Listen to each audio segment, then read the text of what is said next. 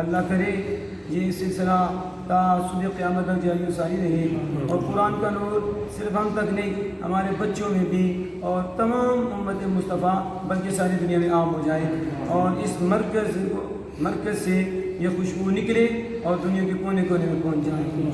میں نے بسم اللہ الرحمن الرحیم اور اس کے بعد سورۃ فاتحہ کی چند آیتیں تلاوت کرنے کا شرف حاصل کیا۔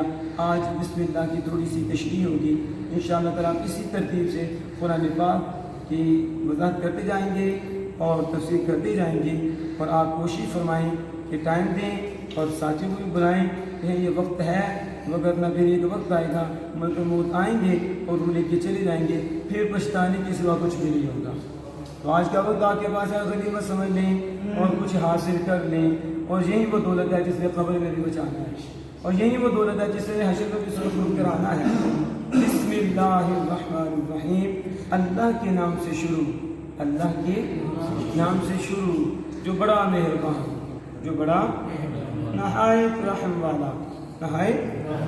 حضرات محترم، یہ جو بسم اللہ ہے اور سورت سے پہلے لکھی جاتی ہے، یہ سورت کے ساتھ نازل نہیں ہوئی۔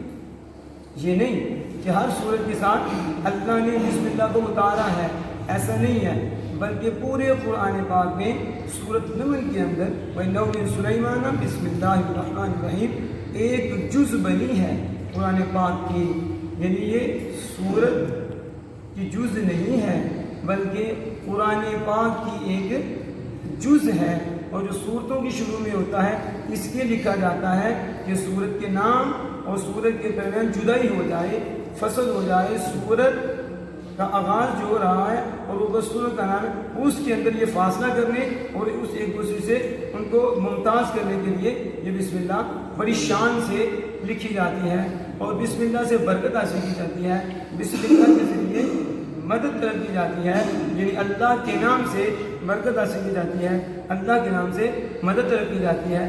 آپ کہتے ہیں بسم اللہ تو مطلب کیا ہوتا ہے؟ میں اللہ کے نام کی برکت سے، میرا کام اللہ کے نام کی برکت سے شروع، میرا یہ کام اللہ کے نام کی برکت سے شروع، میرا یہ کام جو بھی اچھا کام ہے وہ اللہ کے نام کی برکت سے، ہمارا ایمان ہے جب اچھا کام اللہ کے نام سے کریں گے اس کام میں برکتیں آ جائیں گی۔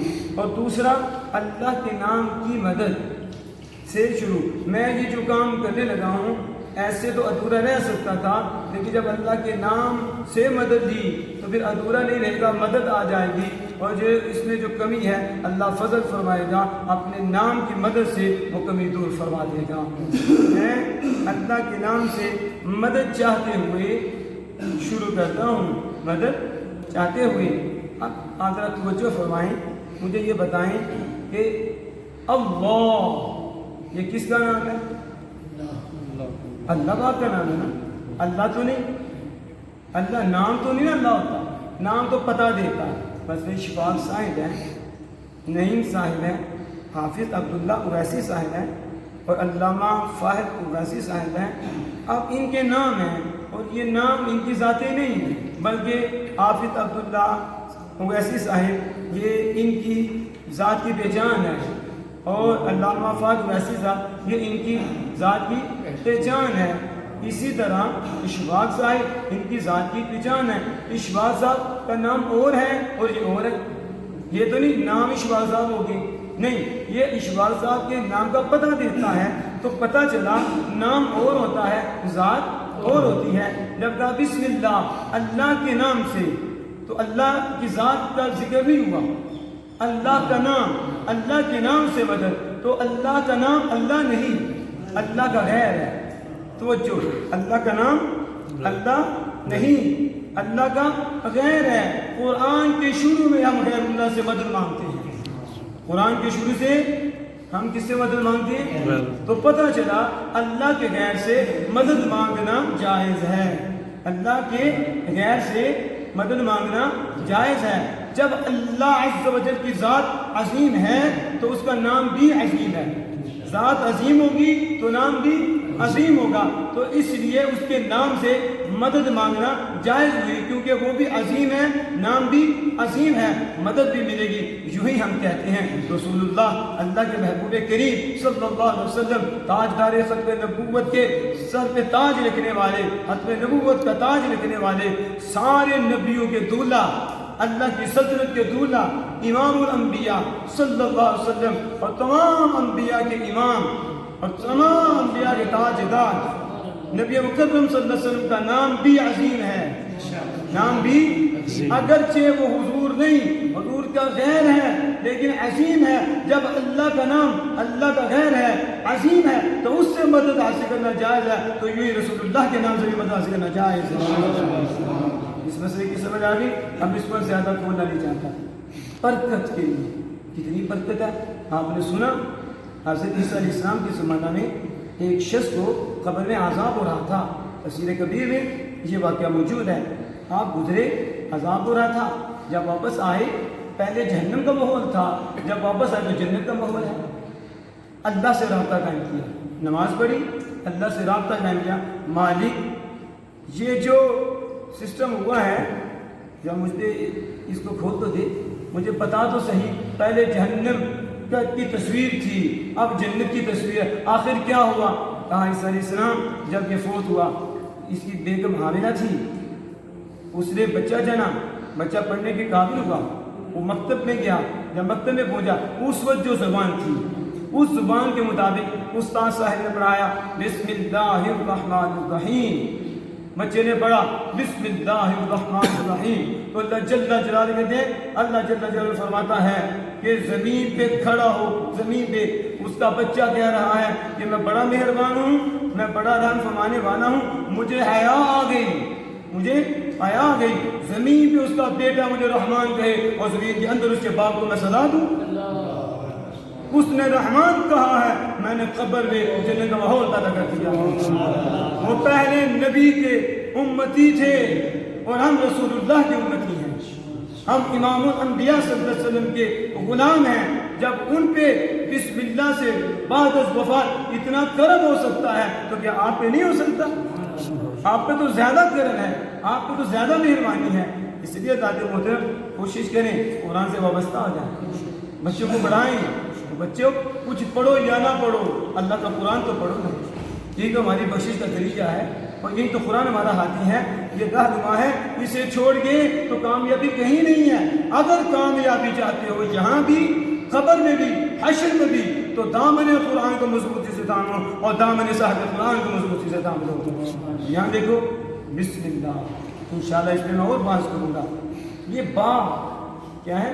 با تفسیر روح البیان میں نے خود پڑھا، عربی میں موجود ہے، حضرت علی شیر خدا رضی اللہ عنہ کا قول۔ آپ مت یہ جو با کا نقطہ ہے نا، ایک ہے با، ایک ہے با کا نقطہ، چل پہلے سن لیں، اگر نقطہ نہ ہو تو با ہی نہیں، ایسے بنا لو کچھ بھی نہیں، نقطہ ہوگا تو با ہوگا، با ہوگا تو پھر کچھ ہوگا۔ نقطہ پہلے نقطہ ہے، حضرت علی شیر خدا کرم اللہ تعالیٰ وجہ فرماتے ہیں انا نقطہ تحت البا، فرمایا جو با کے نیچے نقطہ ہے نا، یہ با کے نیچے نقطے، میں علی ہوں۔ کون ہے؟ علی۔ اب با کے نقطے کو کچھ عام نہ سمجھنا، با کا نقطہ علی ہے۔ اگر توجہ فرماؤ، سارا قرآن اور سارے قرآن کا مفہوم سورہ فاتحہ میں ہے، اس میں ہے، اور سورہ فاتحہ کا سارے مضامین، سارے مفاہیم، وہ سارے کے سارے بسم اللہ، اور بسم اللہ کے سارے مفاہیم، سارے مضامین یہ با میں ہے، کس میں ہے؟ اور با کے سارے مفاہیم، سارے مضامین نقطے میں ہے، تو اگر نقطہ نہ ہو تو کچھ بھی نہیں، نقطے میں۔ اب توجہ، جب آپ اس نقطے کو کھولتے جائیں گے تو قرآن بنتا جائے گا، جب سمیٹیں گے نقطہ بن جائے گا، جب سمیٹیں گے بس آپ سمجھ جائیں، علی کو کھولتے جاؤ، علی کو کھولتے جاؤ، با کو کھولتے جاؤ، قرآن بنتا جائے گا، اور با کو سمیٹتے جاؤ، جب سمٹ جائے تو علی بن جائے گا۔ اب سمجھ آئی؟ یہ ہے وہ راز، انشاءاللہ اس نقطے پہ بھی بات کریں گے کہ نقطہ وہ جغرافیہ والے نقطہ کسے کہتے ہیں، سائنسدان نقطہ کسے کہتے ہیں. آپ کیا سمجھتے ہیں کہ یہ نقطہ بس ایسے ہی ہے؟ نہ، اس نقطے میں بھی بڑے نقطے ہیں، اس نقطے میں بھی بڑے نقطے ہیں، وہ آپ غور کریں گے. اللہ کبیرہ. اب میں زیادہ تفصیل کی طرف نہیں جانا چاہتا، انشاءاللہ اس پہ ہم بات کریں گے. کچھ مسائل اپنے ذہن نشین کریں کہ بسم اللہ جب آپ نماز میں ہوں تو چاروں رکعتوں میں فاتحہ سے پہلے بسم اللہ پڑھنا سنت ہے. بسم اللہ پڑھنا سنت ہے. اور جب آگے فاتحہ ختم کی آمین، اس کے بعد جب بھی سورج شروع کریں گے اس کے شروع میں بھی بسم اللہ پڑھنا سنت ہے. کیا آپ کو یاد رہے گا؟ بسم اللہ پڑھنا سنت ہے. ہر اچھے کام سے پہلے بسم اللہ پڑھنا سنت ہے. کوئی بھی اچھا کام برکت آ جائے گی، سنت ادا ہو جائے گی. بسم اللہ پڑھنا، جیسے یہ قرآن شروع ہوا، قرآن سے بھی اچھا کوئی کام ہے، اس کا بھی آغاز بسم اللہ سے، اس کا بھی آغاز بسم اللہ سے ہے. وضو کرنے سے پہلے بسم اللہ پڑھ لو، نیت کر لو، آپ کے نفل سے بھی گناہ باہر نکل جائیں گے. بسم اللہ کی اتنی برکتیں ہیں کہ نیت بھی ہو اور بسم اللہ پڑھ لو. تو بسم اللہ نہ پڑھی تو بھی سارے جسموں سے گناہ نہیں نکلیں گے. نیت کر لی صرف 4 اعضاء سے، اور اگر آپ بسم اللہ نیت کر کے بسم اللہ بھی پڑھ لیں تو آپ کے پاؤں کے ناخنوں سے بھی گناہ نکلیں گے، اور آپ کے انگلیوں کے ناخنوں سے بھی، یہ سارے بدن سے اس بسم اللہ کی برکت سے گناہ نکل جائیں گے. کھانا کھانے سے پہلے بسم اللہ پڑھ لو. کیا کر لو؟ بسم اللہ. شیطان ساتھ نہیں کھائے گا. شیطان کتنی اس کی طاقت ہے، لیکن بسم اللہ پڑھ لی، شیطان ہاتھ نہیں ڈال سکتا. اتنی پاور ہے شریعت میں. بسم اللہ آپ کے اندر برکت دی جائے گی. اگر بسم اللہ نہ پڑھی شیطان آئے گا، خرابی ہوگی. بسم اللہ پڑھ لو. اگر یاد نہیں رہا سینٹر میں پڑھ لو. کس میں؟ درمیان میں پڑھ لو. پتہ ہے ایک صحابی کھا رہے تھے، پڑھی نہیں، وہ تھوڑا سا رہ گیا تو یاد آ گیا، انہوں نے بسم اللہ پڑھی تو آپ مسکرائے. امام الانبیاء ہیں، ہر شے نظر آتی ہے، ہر شے مسکرائے. کیوں مسکرائے؟ کہا اس کے ساتھ شیطان کھا رہا تھا نا، تو جب اسے یاد آیا اس میں بسم اللہ، تو شیطان کو ہضم نہ ہوا.